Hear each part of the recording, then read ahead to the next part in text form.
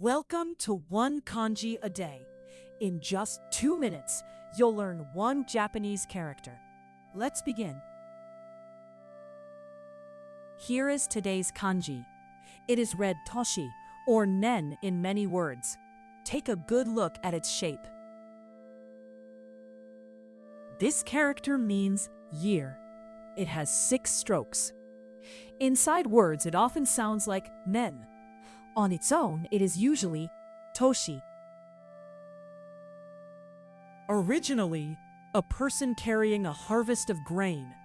One harvest marks 1 year.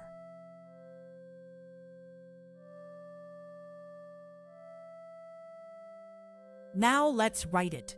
6 strokes. Follow the numbers on screen. In order, slowly.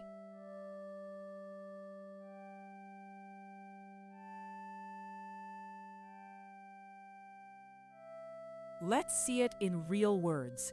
Kotoshi, kotoshi means this year. Kyonen, kyonen means last year.